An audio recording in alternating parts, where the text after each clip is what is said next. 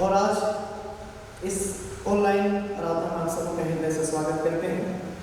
तो आइए हम लोग आज के इस दिन को परमेश्वर के हाथ में सौंपे और हमारा जीवन आनंदमय हो। तो आइए हम प्रार्थना के साथ परमेश्वर के निकट अपने आप को हम समर्पित करें। हम प्रार्थना करें। हे महानदी सामर्थ्य जय पिता परमेश्वर, हम आपका धन्यवाद करते हैं कि तू हमारा प्रतिदिन का बोझ उठाता है और प्रभु हमारे के जीवन में अपने अनुग्रह को मिलता है कि हम तेरे दया के द्वारा से इस जीवन को सकुशल से और तेरी इच्छा के रूप में ढाल पाए। आज तुमने हम पर दयावंत किया है हुआ है और प्रभु एक नए जीवन के साथ तेरे समीप आने का कि वह हमारे के जीवन में मिलता है। आज पिता तुमने हमारे के जीवन में अपनी करुणा को रखा है। हम इस बात में धन्यवाद देते हैं। होने दे पिता कि हमारे हृदय हमारा जीवन प्रभु तुझे ग्रहण योग्य हो। जो भी हमने जाने और अनजाने में बात नफरत किया प्रभु, हम तेरे सम्मुख पा देते हैं। यीशु के सामने लव से हमारे के जीवन को धो डाल और पिता तेरे निकट आने का ही वह हमारे के जीवन को दे। सचमुच प्रभु हम आपका धन्यवाद करते हैं कि तू हमारे प्रार्थनाओं को अनसुनी नहीं करता है और अपनी करुणा को हमसे दूर नहीं करता है।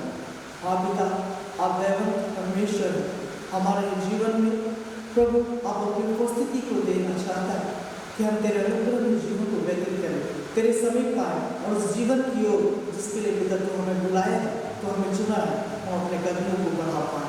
तू ही वो अनुग्रह हम पर बरसा, वो दया हम पर ढूंढे और निश्चित रूप से जब हम तेरे निकट आए आत्मा में होकर प्रभु हम तुझे धन्यवाद दे सके, हम तुझे महिमा और तेरे स्तुति और आराधना करने वाला धन पाएगा। हमारे हृदय में अपने पवित्र उपस्थिति को दे और हृदय या जीवन प्रभु तेरे करुणा में और तेरे संपूर्ण में होकर हम पिता केवल आपके नाम को ऊंचा उठाने में धन पाएगा। आप ही हमें बल दे, एक एक भटकाने वाली बातों से हमारे को जीवन को सुरक्षित रख। अपनी उपस्थितियों को वो आत्मा को हमारे के जीवन में दे जो पिता हमें युवाओं दे और हमारे आदर और भक्ति के साथ प्रभु हम तेरी स्तुति करने वाले होता है। तो ही यह संगति में हमारे के जीवन को अपनी दया से, अपनी करुणा से, अपने आनंद और अपने आत्मा के फल से भरते हुए रखवाल करते हैं।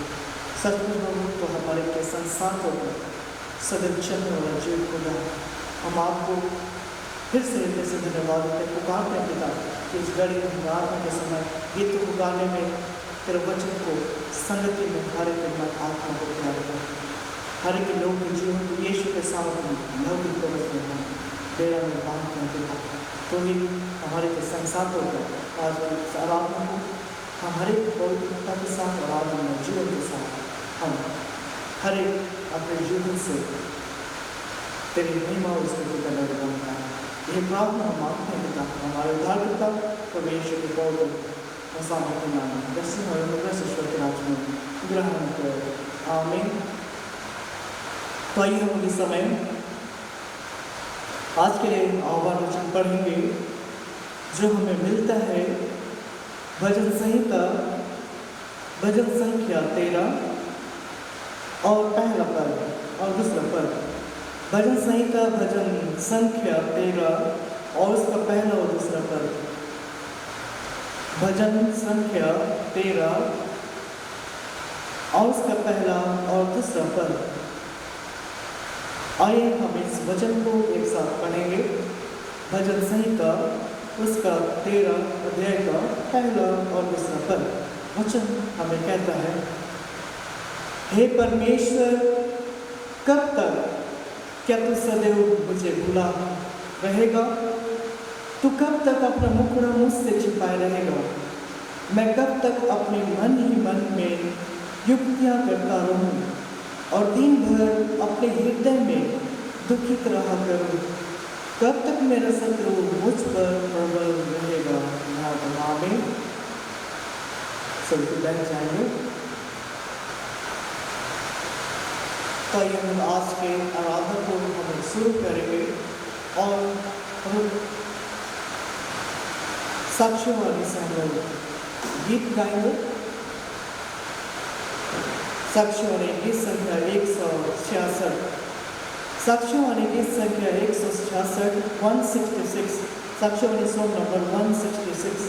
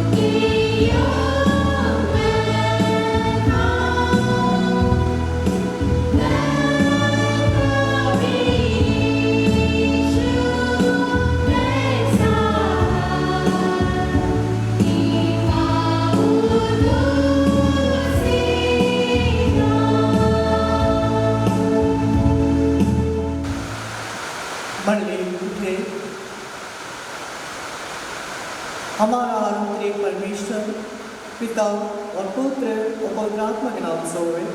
हमारी सहायता ईश्वर के नाम से है जिसने स्वर्ग और पृथ्वी को सृजा।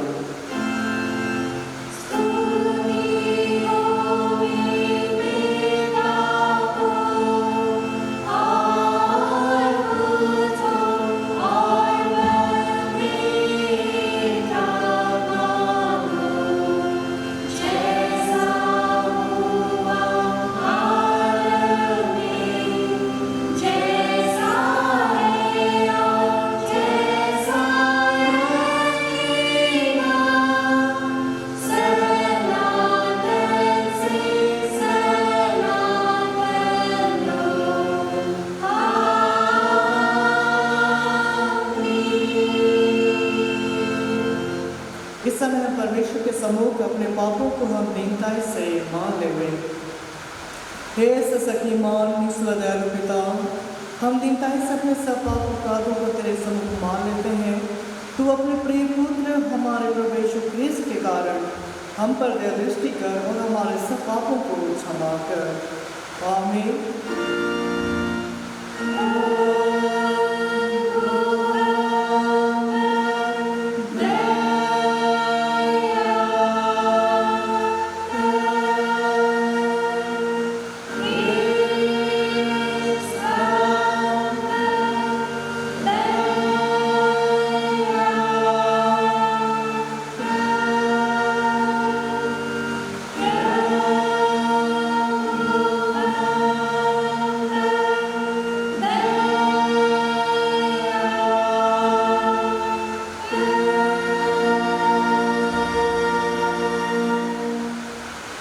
इस समय परमेश्वर का शांतिमय वचन सुने।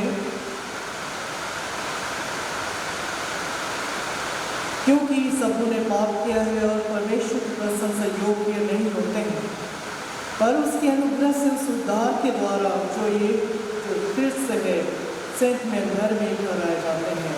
रोमी 3:23-24। आमीन।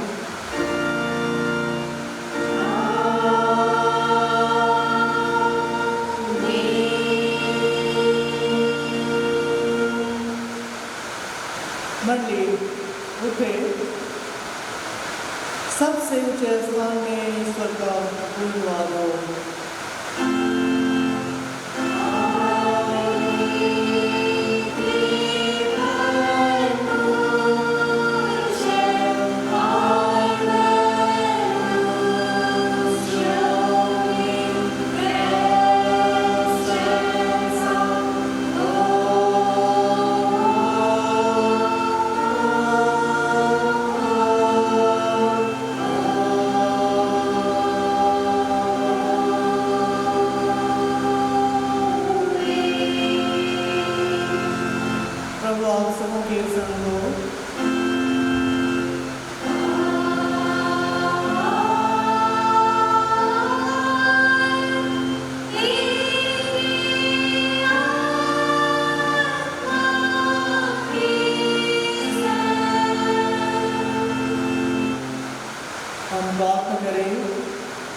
हे प्रभु परमेश्वर सर्ववासी पिता, हम तुझे स्तुति और धन्यवाद देते हैं कि तूने अपने प्रिय पुत्र हमारे प्रभु यीशु ख्रीस्त के द्वारा हमको पाप और मृत्यु और शैतान के बंधन से छुड़ाया और अपने लिए जाति और बालक ठहराया है।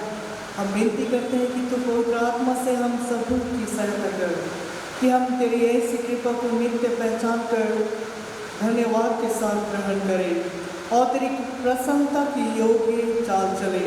हमारे मनों को पवित्र कर कि पाप हमें प्रभुता करने ना पाए, वरन कि हम भले कार्यों के द्वारा इस संसार में ज्योति के समान हो, जिससे और लोग देखकर तेरी स्तुति करें। जीवन भर तू हमको अपने मार्ग पर चला कि हम इसके बाद स्वर्ग राज्य में पहुंचकर हम जीवन को प्राप्त करें। हमारे प्रभु यीशु ख्रीस्त के द्वारा। आमीन।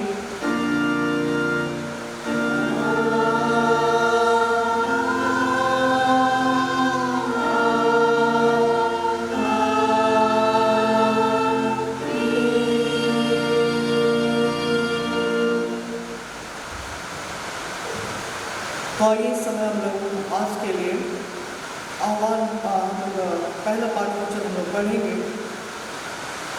पहला पाठ वचन हम सभी लोग पढ़ेंगे जो हमें मिलता है प्रेरित क्रिया और उसका अध्याय संख्या 17 और उसका हम लोग 16 साल के 34 पद तक हम पढ़ेंगे। प्रेरितों के काम और उसका अध्याय संख्या 17 16 पद से आगे 34 पद तक हम लोग पढ़ेंगे। Page number 190। प्रेरितों के काम उसका अध्याय संख्या 17 पद संख्या 16 से आगे 34 पद तक। प्रेरितों के काम 17 अध्याय 16 से आगे 34 पद तक। भाई हम इस वचन को एक साथ पढ़ेंगे। वचन में लिखा है, जब पौलुस एथेंस में उनकी बाट जो रहा था तो नगर को मुर्दों से भरा हुआ देखकर उसका जी जल गया। अतः वह आराधनालय में यहूदियों और भक्तों से और चौक चौक में जो लोग उससे मिलते थे उनसे हर दिन वाद विवाद किया करता था। तब इपिकूरी और स्तोइक की दार्शनिकों में से कुछ उससे तर्क करने लगे और कुछ ने कहा, यह बकवादी क्या कहना चाहता है। परंतु दूसरों ने कहा, वह अन्य देवताओं का प्रचारक मालूम पड़ता है, क्योंकि वह यीशु का और पुनरुत्थान का सुसमाचार सुनाता था। तब वे उसे अपने साथ अरियुस पर ले गए और पूछा, क्या हम जान सकते हैं कि यह नया मत जो तू सुनाता है क्या है? क्योंकि तू अनोखी बातें हमें सुनाता है, इसलिए हम जानना चाहते हैं कि इसका अर्थ क्या है। इसलिए कि सब एथेंस वासी और परदेसी जो वहाँ रहते थे नई नई बातें कहने और सुनने के सिवाय और किसी काम में समय नहीं बिताते थे। तब पौलुस ने अरियुस के बीच में खड़े होकर कहा, हे एथेंस के लोगों, मैं देखता हूँ कि तुम हर बात में देवताओं के बड़े मानने वाले हो, क्योंकि मैं फिरते हुए जब तुम्हारी पूजने की वस्तुओं को देख रहा था तो एक ऐसी वेदी भी पाई जिस पर लिखा था, अनजाने ईश्वर के लिए।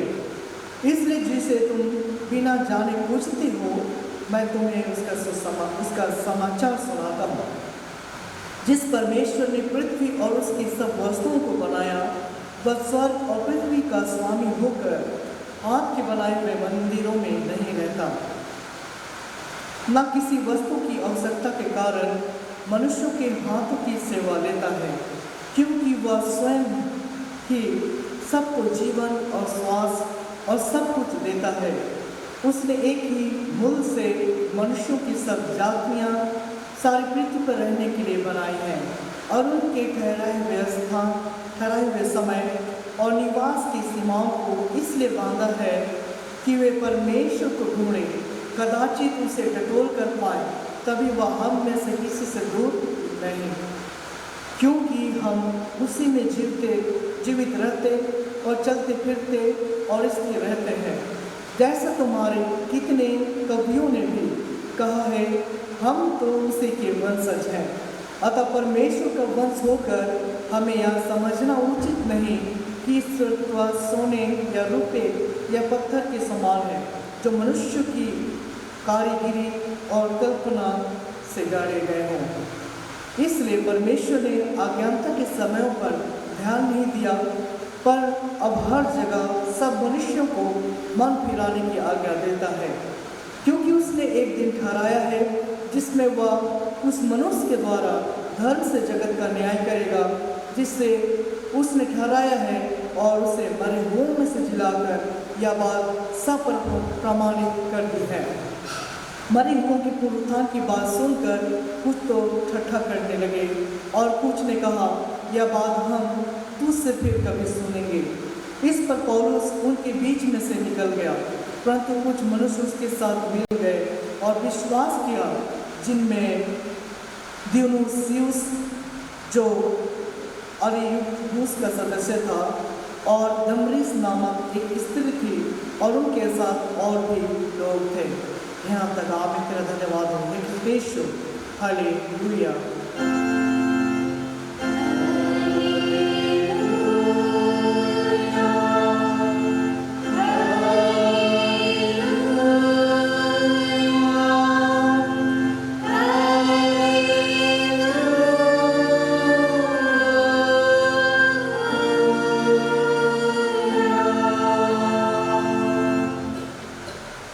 इस समय हम प्रेतों के विश्वास दर्पण को एक साथ उच्चारण करते हुए कहें, मैं विश्वास करता हूँ परमेश्वर पिता पर, जो स्वर्ग और पृथ्वी का सशक्तिमान सुजाना है, और उसके इकलौते पुत्र अपने प्रभु यीशु ख्रिस्त पर, जो पवित्र आत्मा से गर्भ में आया, कुंवारी मरियम से उत्पन्न हुआ, पोंतियुस पिलातुस के आगे से दुख उठाया, क्रूस पर चढ़ाया गया, मर गया, गाड़ा गया, पाताल में उतरा, तीसरे दिन मृतकों में से जी स्वर्ग पर चढ़ गया और परमेश्वर सशक्तिमान पिता के दाहिने हाथ बैठा है, जहाँ से वो जीतों और मृत्यु का विचार करने को फिर आएगा। मैं विश्वास करता हूँ उन आत्मा पर एक बहुत पुष्टानी कलिश्य और की संगत पर पापों की क्षमा दे के जीवने और अनंत जीवन पर। आमीन।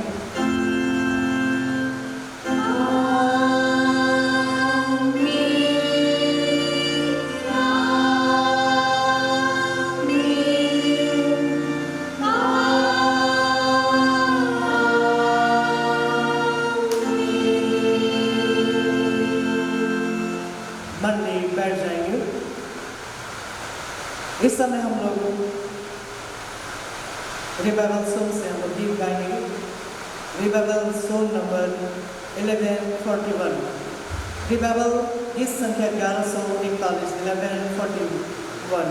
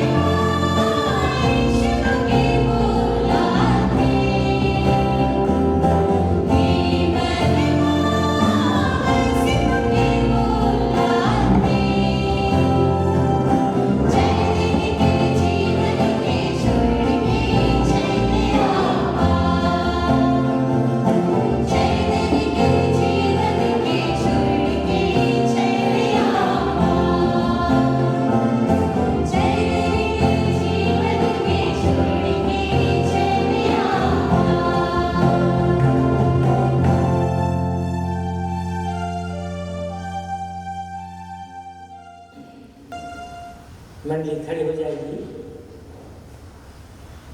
हमें हमारे पिता परमेश्वर और उद्धारकर्ता यीशु मसीह की ओर से अनुग्रह और शांति बहुत अच्छे मिले। आमीन। आइए हम प्रार्थना करें। महान जीवित अनुग्रहकारी प्रेम पिता परमेश्वर, हम इसी समय तुझे हृदय से धन्यवाद देते हैं प्रभु कि तूने बीते संपूर्ण जीवन में हम एक एक के साथ हुआ, सबों को संभाला, सहायता हुआ, मदद किया, रक्षा रखवाली किया, स्वस्थ भला चंगा रखा और आज तेरी महिमा के लिए हम सबों को उपस्थित किया है। इस तेरी बड़ी दया, अनुग्रह, सुरक्षा, भलाई के लिए हम तुझे हृदय से धन्यवाद देते हैं। पिता परमेश्वर, हम एक एक के धन्यवादी मन को ग्रहण कर। हे प्रभु, तू जानता है हम सभी के सभी पापी और दुर्बल लोग हैं। हम हर एक के पाप और दुर्बलताओं को हमारे जीवन से निकाल कर और अपने पुत्र हमारे उद्धारकर्ता मसीह यीशु के पवित्र लोग से दो शुद्ध और पवित्र कर, ताकि हम इसी समय शुद्ध मन, पवित्र जीवन, नया जीवन के साथ तेरे जीवते वचन के गंभीर वेदों को समझकर जीवन भर उसी में जीवन बिताते हुए, हे पिता, हम सभी के सभी अनंत जीवन के लिए तैयार हो सके। यह प्रार्थना हमारे मुक्तिदाता यीशु मसीह के नाम से मांगते हैं, सुन और दया से ग्रहण कर ले। आमीन। हम लोग इस समय मनन के लिए ईश्वर का जीवित वचन सुनेंगे, जो लिखा हुआ है लूका रचित सुसमाचार उसका 16 अध्याय, उसका 1 से लेके 13 पद तक। लूका रचित सुसमाचार 16 अध्याय उसका 1 से लेके 13 पद तक हम सुनेंगे। इसमें ईश्वर का जीवित वचन इस प्रकार से लिखा हुआ है। फिर उसने चेलों से भी कहा, किसी धनवान का एक भंडारी था और लोगों ने उसके सामने उस पर यह दोष लगाया कि वह तेरी सारी संपत्ति उड़ाई देता है। अतः उसने उससे बुलाकर कहा, यह क्या है जो मैं तेरे विषय में सुन रहा हूँ? अपने भंडारीपन का लेखा दे, क्योंकि तू आगे को भंडारी नहीं रह सकता। तब भंडारी सोचने लगा, अब मैं क्या करूं, क्योंकि मेरा स्वामी अब भंडारी का काम मुझसे छीन रहा है। मिट्टी तो मुझसे खोदी नहीं जाती और भीख मांगने में मुझे लज्जा आती है। मैं समझ गया कि क्या करूंगा, ताकि जब मैं भंडारी के काम से छुड़ाया जाऊं तो लोग मुझे अपने घरों में ले लें। तब उसने अपने स्वामी के देनदारों को एक एक करके बुलाया और पहले से पूछा, तुझ पर मेरे स्वामी का कितना कर्ज है? उसने कहा, 100 मन तेल। तब उसने उससे कहा, अपना खाता बही दे और बैठ कर तुरंत 50 लिख दे। फिर उसने दूसरे से पूछा, तुझ पर कितना कर्ज है? उसने कहा, 100 मन गेहूं। तब उसने उससे कहा, अपना खाता बही लेकर 80 लिख दे। स्वामी ने उस अधर्मी भंडारी को सराहा कि उसने चतुराई से काम किया है, क्योंकि इस संसार के लोग अपने समय के लोगों के साथ रीति व्यवहार में ज्योति के लोगों से अधिक चतुर हैं। और मैं तुमसे कहता हूँ कि अधर्म के धन से अपने लिए मित्र बना लो, ताकि वह जाता रहे तो ये तुम्हें अनंत निवास में दे दे। जो थोड़े से थोड़े में सच्चा है, वह बहुत से बहुत में भी अच्छा सच्चा है, और जो थोड़े से थोड़े में अधर्मी है वह बहुत में भी अधर्मी है। इसलिए जब तुम अधर्म के धन में सच्चे ना ठहरे तो सच्चा धन तुम्हें कौन सौंपेगा? और यदि तुम पराये धन में सच्चे ना ठहरे तो जो तुम्हारा है उससे तुम्हें कौन देगा? कोई दास दो स्वामी की सेवा नहीं कर सकता, क्योंकि वह तो एक से बैर और दूसरे से प्रेम रखेगा, या एक से मिला रहेगा और दूसरे को तुच्छ जानेगा। तुम परमेश्वर और धन दोनों की सेवा नहीं कर सकते हो। यहाँ तक। आमीन। प्रभु में प्रिय भाइयों बहनों और बच्चे, आज का यह उपदेश वचन एक दृष्टांत है। इस दृष्टांत में यीशु अपने चेलों को बताता है कि किसी धनवान का एक भंडारी था जो बहुत चतुर था। भंडारी का काम है कि अपने स्वामी के धन को लेन देन करके जो भी कमाई होगा अपने स्वामी को देना है। स्वामी की आज्ञा और नियमों के अनुसार ही उसका लेन देन करने की आवश्यकता है। मसीह में प्रिय भाई और बहनों, आज हम सभी के सभी मसीही यीशु मसीह के भंडारी हैं और हम एक एक भंडारी को यीशु के वचनों का लेन देन करके अधिक कमा करके परमेश्वर को सौंपने की आवश्यकता है। क्योंकि हम जब बपतिस्मा ले रहे थे उसी समय यीशु मसीह हम हरेक को अपना भंडारी बनाता हुआ कहता है। बपतिस्मा लेते समय तुम जाके सब देश के लोगों को चेला करो और उन्हें परमेश्वर और पिता और पुत्र और पवित्र आत्मा के नाम से बपतिस्मा दो, और जो कुछ मैंने तुम्हें मानना सिखाई है उन्हें भी मानना सिखाओ। तब देखो जगत के अंत में मैं तुम्हारे साथ रहूंगा। इसी भंडारी के कामों को जो मसीही हैं, मसीही होकर लेन देन करने और भंडार से जितना धन परमेश्वर हम सबों को दिया है, अर्थात उसके वचन का लेन देन करने का जो धन दिया, जवाबदेही और जिम्मेवारी दिया है, उसका लेन देन करना है।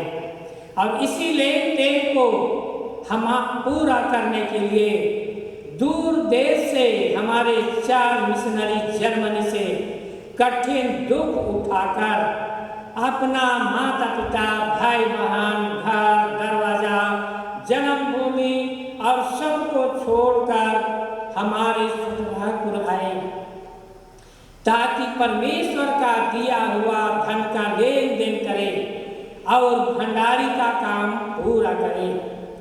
जब चतुर भंडारी उस धनवान का धन को अपने इच्छा के अनुसार अनुचित रीति से लेन देन करके धन कमाकर धनी होना चाहता था, तब किसी ने उस धनवान को बताया कि तुम्हारा भंडारी धन का अनुचित लेन देन कर रहा है और अपने लिए धन कमाकर धनी होना चाहता है। तब उस भंडारी ने, उस धनवान ने उस भंडारी को बुला कर कहता है, मैं क्या सुनता हूँ कि तुम आप अपने भंडारीपन का लेखा दो। क्योंकि तू आगे भंडारी नहीं रह सकता है। लेखा लेना हरेक स्वामी का, धनवान का, मालिक का अधिकार है। हम सबों से भी एक दिन यीशु मसीह जब न्याय सिंहासन पर बैठेगा, न्याय के दिन अपने दूतों के साथ तूरी फूंकता हुआ इस धरती पर आएगा और न्याय सिंहासन पर बैठेगा। जीवन की पुस्तक खुलेगी, नाम ले लेकर हम हरेक को बुलाएगा। उस दिन हम सबों को लेखा देना होगा। इसलिए मसीह में प्रिय भाई और बहनों, लेखा देने के लिए हम हरेक को तैयार हो जाने की आवश्यकता है। उस भंडारी को जब कहा गया कि तू आगे भंडारी नहीं रह सकता है, तुम्हें भंडारीपन का जो पद है वह छीन लिया जाता है। तब वह भंडारी बहुत चिंता में पड़ जाता है। मसीह में प्रिय भाई और बहनों, भंडारी हम दूसरे वचनों में भी देखते हैं, जैसे मत्ती रचित सुसमाचार 25 अध्याय का 14 से आगे।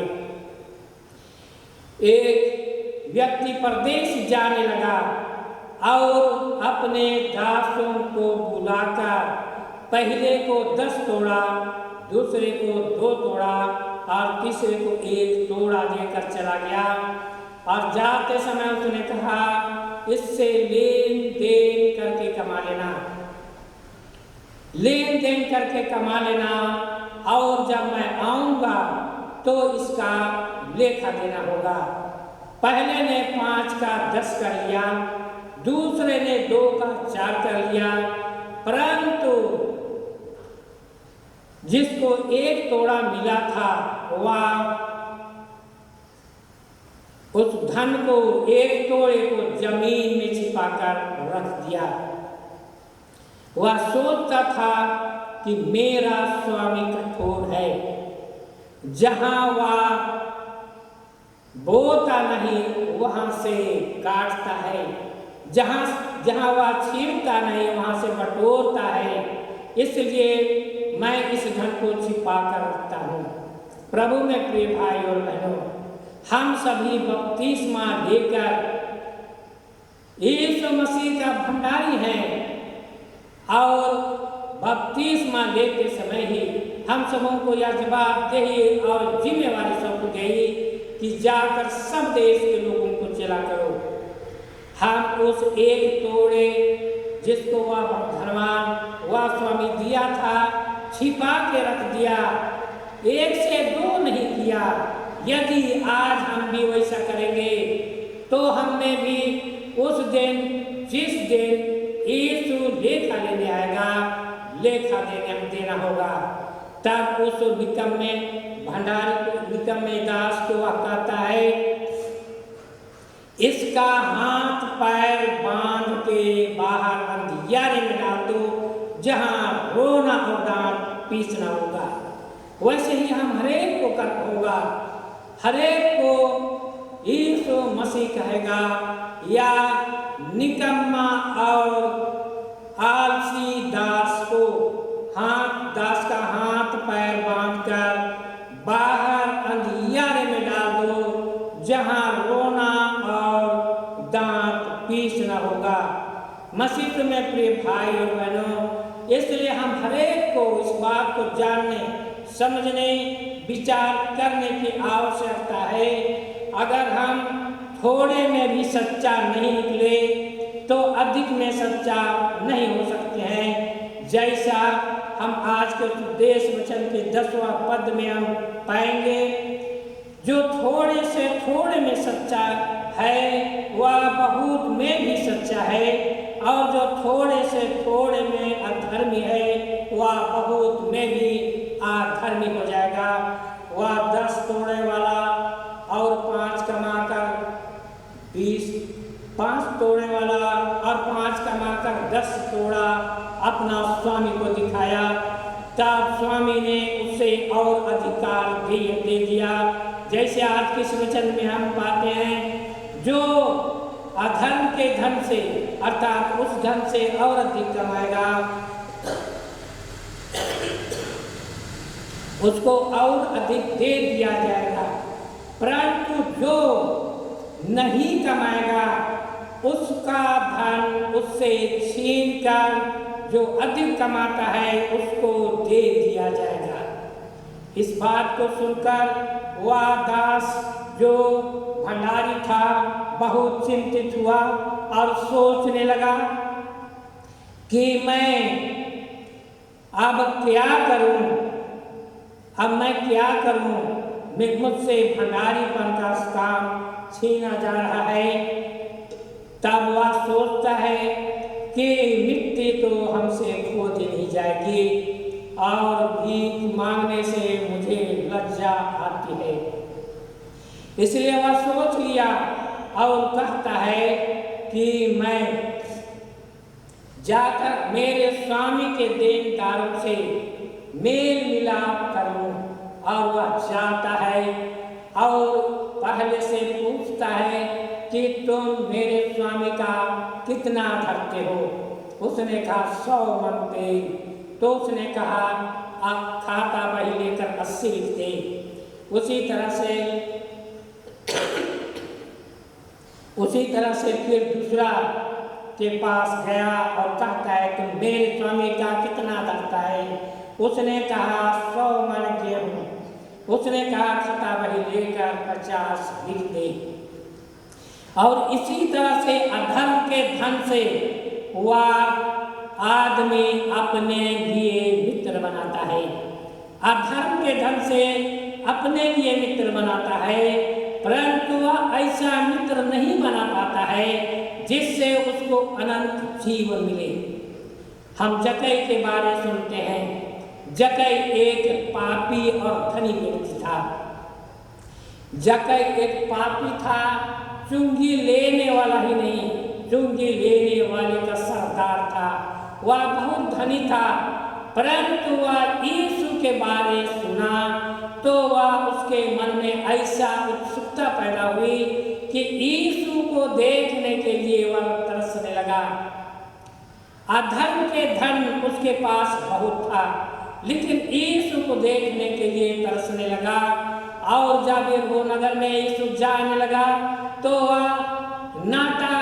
वह जक्कई नाटा आदमी था। वह आगे जाकर गुलर के पेड़ पर चढ़ गया ताकि यीशु को अच्छी तरह से देख सके, क्योंकि वह यीशु को देखने के लिए तरसता था। यदि आज हम यीशु को देखने के लिए तरसेंगे तो यह धन या धरती पर का धन व्यर्थ हो जाएगा।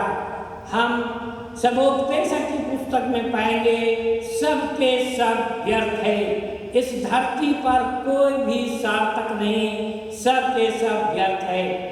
परंतु जब वह जक्कई उसको देखा, यीशु को देखा, और यीशु जब जक्कई को पेड़ पर चढ़ा हुआ देखा तो कहा जक्कई झट उतर आ। जक्कई तुरंत दौड़कर उतर आता है और यीशु को अपने साथ लेकर घर चला जाता है। और उसी दिन जक्कई अपने अधर्म के धन को, जिसको अन्याय से अत्याचार से दूसरों से लिया था, सबको लौटाने लगता है और उस अधर्म के धन से वह यीशु को ग्रहण करता है और अनंत जीवन के लिए तैयार होता है। जब उस चतुर भंडारी को देखा कि ऐसा कर रहा है तो वह स्वामी धनी आदमी जान गया, या तो बहुत ही चालाक और चतुर आदमी है। तो धनवान आदमी, धनी आदमी उसकी बुद्धिमानी पर सराहा, बहुत चतुर है, कम से कम या अपने लिए अधर्म के धन से मित्र बना रहा है, बहुत चतुर है, चालाक है। परंतु मसीह यीशु में प्रिय भाइयों बहनों, हम सभी केवल परमेश्वर की आज्ञा पर जीवन बिताएं, उनके कहे अनुसार करें, चलें, तभी हम अनंत जीवन का अधिकारी हो नहीं सकेंगे। चालाकी करने से कुछ नहीं होगा। केवल हम हरेक को अपने भंडारीपन का लेखा देने के लिए आपसे तैयार हो जाने की आवश्यकता है। जैसे वह भंडारी जो चतुर था, समझ गया, जान गया कि मैंने धनवान के विरुद्ध में पाप किया है, गलत काम किया है, उसका धन का दुरुपयोग किया है, उसको जान गया, समझ गया और वह अधर्म के धन को दूसरों अधर्म के धन से वह अपने लिए मित्र बनाना चाहता है। आज हम भी इस बात को हमें भी जानने और समझने की आवश्यकता है कि हमको पिता परमेश्वर यीशु मसीह के द्वारा भंडारी का काम सौंपा है। चालाकी करने से नहीं, उसके आज्ञा के अनुसार, उसके इच्छा के अनुसार हमें उसका भंडारी का काम को पूरा करने की आवश्यकता है। हम आज के उपदेश वचन के 13 पद में पाएंगे, कोई दास दो स्वामी का सेवक नहीं कर सकता। एक से प्रेम करेगा, दूसरे से बैर करेगा, एक से मिला रहेगा और दूसरे को तुच्छ जानेगा, और धन दोनों के और वह ऐसा दोनों का सेवा नहीं कर सकता है। यदि हम आज यीशु मसीह के भंडारी हैं और पिता परमेश्वर पर भरोसा करते हैं, तो हम सबों को यीशु पर विश्वास करके परमेश्वर के वचनों के अनुसार जीवन बिताने की आवश्यकता है।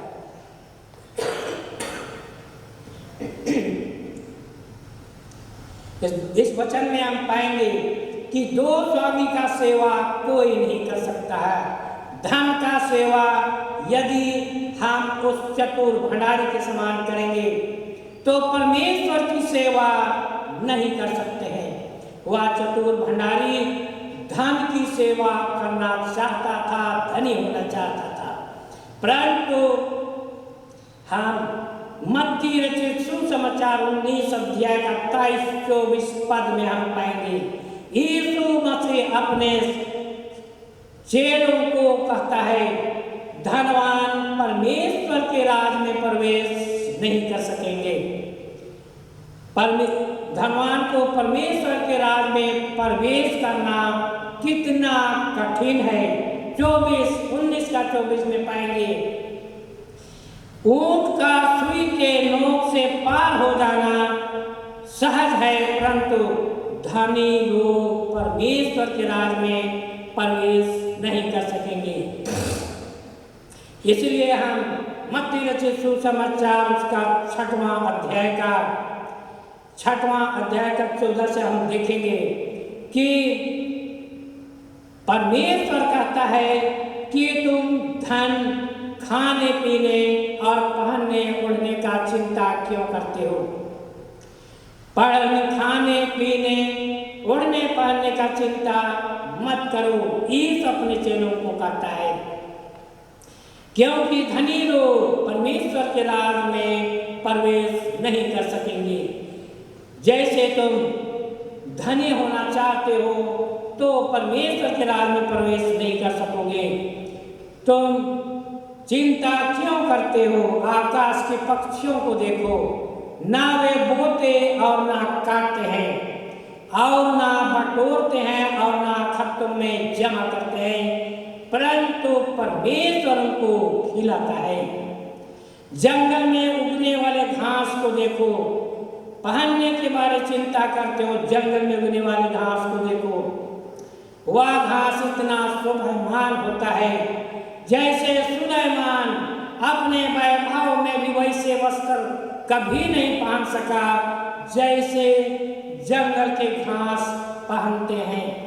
भले वह आज वह मर जाता है, सूख जाता है, परंतु वे घास सुलेमान से भी अधिक शोभायमान होते हैं। तुम धन के बारे अर्थात खाने पीने पहनने के बारे क्यों सोचते हो। इसलिए वचन में हम मत्ती रचित सुसमाचार 6वां अध्याय का 19 पद में हम पाएंगे कि अपने लिए पृथ्वी पर धन इकट्ठा मत करो। तुम पृथ्वी पर धन इकट्ठा मत करो जिसको कीड़ा और काई बिगाड़ते और चोरी करके सेंध लगाते हैं। क्योंकि जब 20 पद में हम पाएंगे मत्ती 6वां का 20 में कि जहां तुम्हारा धन रहेगा वहीं तुम्हारा मन भी लगा रहेगा। इसलिए यदि परमेश्वर का भंडारी होकर एक दिन लेखा देना होगा, उस दिन अगर तुम खरा निकला, जब जीवन का पुस्तक खुलेगी, यीशु नाम ले लेकर बुलाएगा, उस दिन यदि खरा निकला तो अनंत जीवन का अधिकारी होगा। इसलिए मसीह तुम्हें प्रिय भाई और बहनों 20 पद में मत्ती 6वां का 20 पद में हम पाएंगे अपने लिए स्वर्ग में धन इकट्ठा करो जहां ना कीड़ा और ना काई बिगाड़ता और ना चोर सेंध लगाता और चुराता है। अपने लिए स्वर्ग में धन इकट्ठा करने की आवश्यकता है। इस धरती पर का धन से हमको कोई लाभ नहीं। इस धरती पर का धन को हम एक दिन छोड़कर चले जाएंगे। अय्यूब कहता है खाली हाथ आया था, खाली हाथ चला जाएगा। अय्यूब अपने विषय में भी कहता है मैं खाली हाथ आया था, खाली हाथ चला जाऊंगा। हमारे लोग आलीशान भवन, शानदार गाड़ी, करोड़ों बैंक बैलेंस के पीछे रात दिन सोचते रहते हैं। अय्यूब कहता है हम खाली हाथ आए हैं, खाली हाथ चले जाएंगे, लेकर एक पैसा भी नहीं ले जा सकते हैं, खाली चले जाएंगे। इसलिए स्वर्ग के लिए धन इकट्ठा करो जहां ना कीड़ा और ना काई बिगाड़ता है और ना चोरी करता उससे लगाता है। इसलिए मसीह में प्रिय भाई और बहनों, आज हम हरेक को स्वर्ग के लिए धन इकट्ठा करने की आवश्यकता है और हमको भी यीशु मसीह की तरह वह काम करना है जिस काम को यीशु जर्दन नदी में बपतिस्मा लेकर ऊपर आया, पवित्र आत्मा से सामर्थ पाया, उसको यशायाह नबी की पुस्तक दी गई। उसने कहा मेरा अभिषेक, प्रभु यहोवा का आत्मा मुझ पर है, अर्थात आत्मा समुद्र किनारे उतरा। हमारे ऊपर भी बपतिस्मा के दिन यीशु का पवित्र आत्मा हमारे ऊपर उतरा। तब यशायाह नबी का पुस्तक के अनुसार यीशु कहता है प्रभु यहोवा का आत्मा मुझ में है, क्योंकि यहोवा ने सुसमाचार सुनाने के लिए मेरा अभिषेक किया है। हम सबों को बपतिस्मा और जवाबदेही जिम्मेवारी से दिया गया कि हम यहोवा का जवाबदेही जिम्मेवारी को पूरी करने के लिए सुसमाचार को सुनाएं। और आगे यीशु कहता है मैं इसलिए भेजा गया कि खेदित मन के लोगों को शांति दूं और बंदियों को स्वतंत्रता का और कैदियों को छुटकारे का प्रचार करूं और यहोवा के प्रसन्न रहने के दिन का, वर्ष का और पलटा लेने के दिन का प्रचार करो। पलटा लेना अर्थात लेखा देने के दिन में यीशु हमें पलटा देगा। इसलिए आज हम इस धरती पर यीशु का भंडारी होकर उसके वचनों का, उसके लोगों का सेवा करना चाहते हैं, तो हम हरेक को उसके वचन का लेन देन करने की आवश्यकता है, सुसमाचार सुनाने की आवश्यकता है, खेदित मन के लोगों को शांति देने की आवश्यकता है। जो आदमी दुखित हैं, खेदित हैं, भूखे प्यासे हैं, हम वचन में पाएंगे जब तुम एक भूखा को खाना खिलाते हो, प्यासे को पानी पिलाते हो, नंगे को कपड़ा पहनाते हो, रोगी को सेवा करते हो। तब यीशु अपने चेलों को पूछा। तब वह आदमी कहता है, हे प्रभु, मैंने तेरी सेवा कब की? यीशु कहता है, छोटे से छोटे में से किसी एक का भी तुमने सेवा किया, खाना खिलाया, पानी पिलाया, कपड़ा पहनाया और रोगी का सेवा किया, वह मेरा सेवा है। इन छोटे से छोटे में से किसी एक का सेवा करना मेरा सेवा करना है। इसलिए मसीह में प्रिय भाई और बहनों, आज हम सबों को मन फिराने का अवसर है। उस चतुर भंडारी के समान सोचने विचारने की आवश्यकता है। यदि आज हम उस भंडारी के समान सोच विचार करके हम भंडारी का काम ईमानदारी और सच्चाई से करेंगे और उस स्वर्ग के लिए धन इकट्ठा करेंगे, जहां हमको एक दिन जाना और सदा काल का आनंद पाना है। उसके लिए आज ही से यीशु का एक भंडारी होकर उसके धन का लेन देन अर्थात सुसमाचार प्रचार करना, दुखित लोगों को, भूखों को खिलाना पिलाना, सेवा सहायता करना, नंगों को कपड़ा पहनाना, प्यासों को पानी पिलाना। यदि इस तरह का हम भंडारी का काम को यदि पूरा करेंगे तो निश्चय उस दिन, जिस दिन यीशु आएगा, यीशु अपने वचन में प्रकाशित वाक्य 3:11 में कहता है, मैं शीघ्र आने वाला हूँ, जो कुछ तेरे पास है उसे थाम मेरा, कि कोई तेरा मुकुट छीन न ले।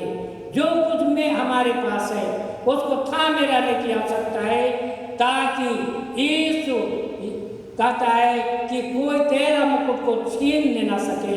आज हमें सावधान और सतर्क होकर भंडारीपन के काम को पूरा करने की आवश्यकता है, ताकि यीशु जिस दिन आएगा, लेखा लेने आएगा, उस दिन खरा निकलकर जीवन का मुकुट पाएंगे, जिसकी प्रतिज्ञा प्रभु हम सबों के लिए दी है, अर्थात अनंत जीवन का प्रतिज्ञा। इसलिए आइए हम सभी के सभी आज यीशु के भंडारी के काम को पूरी करते हुए उसके संगति में उसके साथ जीवन जीते हुए अनंत जीवन के लिए अपने आप को तैयार करें। प्रभु परमेश्वर इस वचन पर अधिकार से आशीष देवे। आमीन। आइए हम प्रार्थना करें। अनुग्रहकारी जीवित प्रेमी पिता परमेश्वर, तो सबको जानता है, एक एक करता करना आत्मा तेरे सामने पूरा और बेपरद है प्रभु।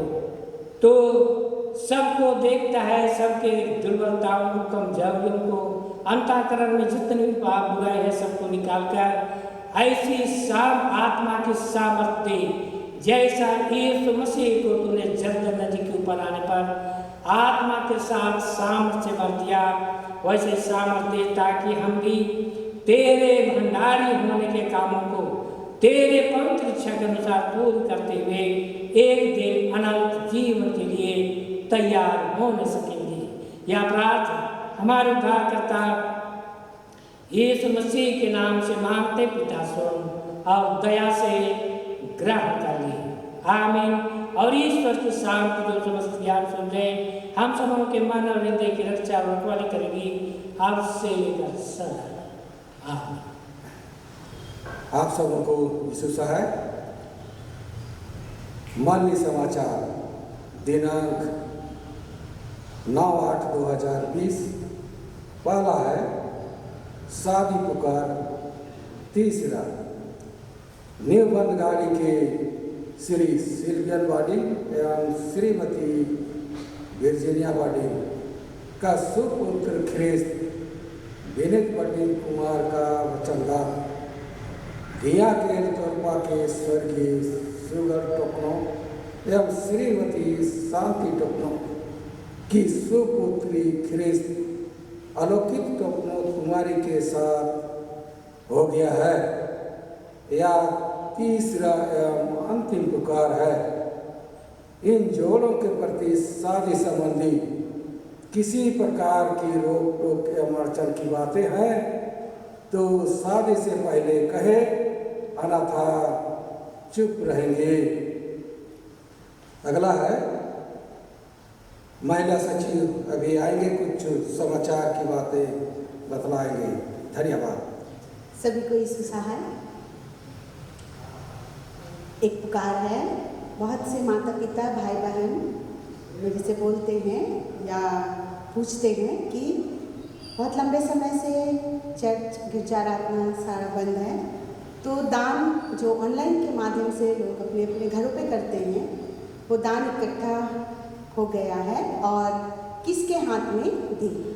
इसलिए ये बात बोलने के लिए हम आए कि आप सब अपने अपने टोले पंच से संपर्क कीजिए और जो भी दान है उसको जैसा हो सकता है देने का कृपा करें, ताकि हम लोगों का कलीसिया का काम सुचारू रूप से होने पाए। जो रखे हैं वो दे सकते हैं और जो नहीं रखे हैं उसके लिए कोई दाबी नहीं है, जबरदस्ती नहीं है कि देना जरूरी है, ऐसा नहीं है। जिनको मन करता है आप सब दे सकते हैं। धन्यवाद। आइए हम लोग पुकार संबंधी हर बातों के लिए प्रार्थना करें, ईश्वर पिता को धन्यवाद दें। हे सर्वशक्तिमान ईश्वर दीनदयालु पिता, हम तुझे बहुत बहुत धन्यवाद देते हैं प्रभु जी, तेरे दिए हुए आज के सुंदर दिन के लिए, समय के लिए, संगति के लिए और पिता इस जीवन के लिए कि जो तूने हम सबों को जीते के मध्य रखा और हम तेरी महिमा कर पाते हैं। पिता परमेश्वर, हम तेरे वचनों को सुन पाते हैं। होने देना प्रभु, जब तू हम सबों को सहायता किया, मदद किया, अपने वचन के माध्यम से हम सबों को राह दिखाया कि इस जीवन में किस ढंग से हमें जीना है। प्रभु जी, तू आज के वचन के माध्यम से हम सबों से कहा है प्रभु कि संसार की जो पिता परमेश्वर बैत वाली धन है उनसे पिता परमेश्वर अपने लिए दोस्त बनाने के लिए कहा है। वो सारी चीज़ों को प्रभु जोड़कर तूने हमें बतलाया है कि हम तेरे राह पर और तुझे देखकर चले, ताकि पिता परमेश्वर हमें किसी भी प्रकार की ठोकर ना लगे, क्योंकि प्रभु तूने कहा अपने वचन में तू ज्योति है और प्रभु पिता परमेश्वर हम सब उनके संतान हैं। और जब हम तेरे पीछे होकर चलते हैं, तेरे साथ चलते हैं पिता, तो ना हमें संसार की भय होती है, ना हमें बीमारी, ना महामारी, ना रोग, किसी भी चीज की भय नहीं होती, क्योंकि हर एक का परमेश्वर पिता तू है। हर एक को समेटे हुए तू आप चल और प्रभु सही पथ दिखा। साथ हम प्रार्थना करते हैं पिता परमेश्वर, हमारे मंडली कलीसिया के जितने बुजुर्ग माता पिता हैं, हर एक को बुजुर्ग अवस्था में प्रभु जी आप संभाल, थाम, चला। नाना प्रकार की बीमारी, महामारी है या कष्ट है, पीड़ा है, तकलीफ है, प्रभु जी आप उनकी शुद्धि ले, उनके पास जा, उनके हृदय से बातें कर, उन्हें छू, स्पर्श कर, उठा खड़ा कर, ताकि पिता परमेश्वर वो उठकर खड़े होने पाए, तेरी महिमा करने पाए और अपने लिए, अपने घर घराना के लिए आशीष का कारण होने पाए। पिता परमेश्वर, हम हर उन पुकार की बातों के लिए भी तुझसे प्रार्थना करते हैं जो इस समय हुई है पिताजी, जो तेरी दृष्टि में भला और उत्तम है। समय के परिपूर्णता में तू हर उन बातों को पूरा कर। सारी बातों को हम तेरे निकट रखते हैं। आज का उपदेश वचन देने के लिए पिता हम पादरी बाबा और पादरी भाई को भी आपके हाथ में रखते हैं, जिन्होंने आज का जो सर्विस है उन्हें संचालन किया।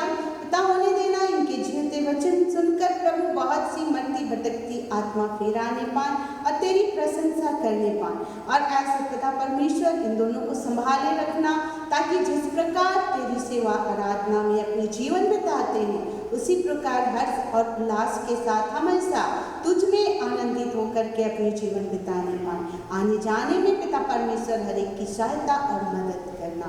सारी बात, सारा आदर, सारा महिमा, भक्ति हम आपको देते हैं।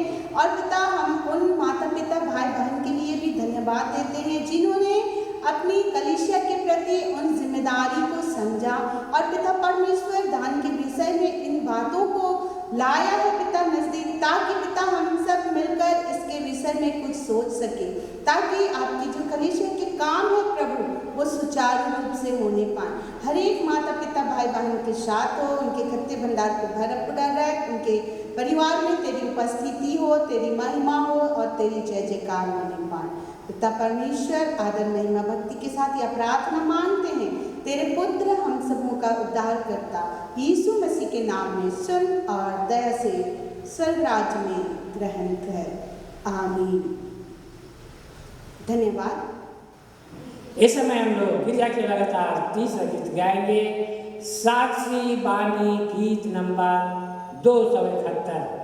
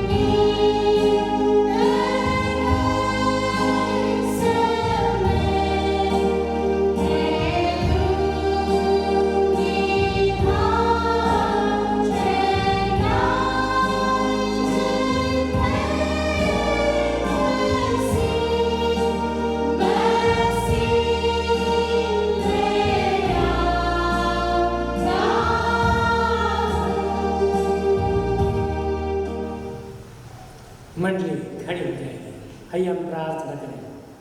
अनुग्रहकारी जीवित प्रेमी पिता परमेश्वर, हम तुझे धन्यवाद देते हैं प्रभु बीते संपूर्ण जीवन के लिए, और प्रार्थना करते आने वाले जीवन में विशेष करके इस महामारी के समय में हम हरेक के साथ होना, सबों को अपने लुहान और महान हाथ से छाया किए हुए रहना, और सबों को अपने संरक्षण में रखकर अपने नाम की महिमा के लिए आगे बढ़ाना, ताकि हम तेरे लोग तेरे नाम की महिमा तेरे पवित्र इच्छा के अनुसार कर पाएंगे। पिता परमेश्वर, पूरे पासपोर्ट के एक एक प्रियजनों को तेरे अनुग्रहमय हाथ में समर्पित करते हैं। रात हो या दिन हो, चाहे किसी माध्यम से आना जाना करेंगे, सबके साथ होकर सबों को अपने अनुग्रहमय हाथ से संभाल कर रखना, ताकि आने वाले जीवन में सभी के सभी साकुशल और सुरक्षित रखकर तेरे नाम की महिमा करने पाएंगे। जितने रोगी दुखी बीमार हैं, तो डॉक्टरों का डॉक्टर, वैद्यों का वैद्य है, सभी प्रकार के रोग दुख को चंगा करके स्वस्थ जीवन प्रदान कर। पिता परमेश्वर, पढ़ने लिखने वालों के साथ भी हो, चाहे वे किसी माध्यम से पढ़ते हो, हे पिता उनके साथ होकर उनकी सहायता और मदद करना, रक्षा रखवाली करना और आशीषों की भरपूरी देना। ताकि वे पढ़ कर एक दिन तेरी महिमा के रूप में सकेंगे।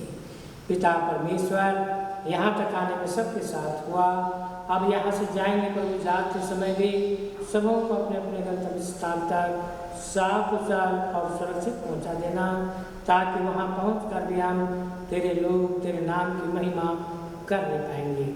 यह प्रार्थना हमारे उद्धारकर्ता यीशु मसीह के नाम से मांगते हैं पिता, सुन और दया से ग्रहण कर ले। आमीन। हे हमारे पिता तू जो स्वर्ग में है, तेरा नाम पवित्र किया जाए, तेरा राज आए, तेरा नाम जैसे स्वर्ग में उसे पृथ्वी पर भी हो।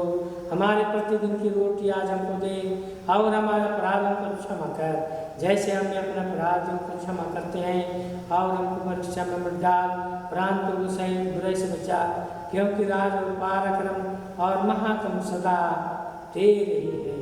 आमीन।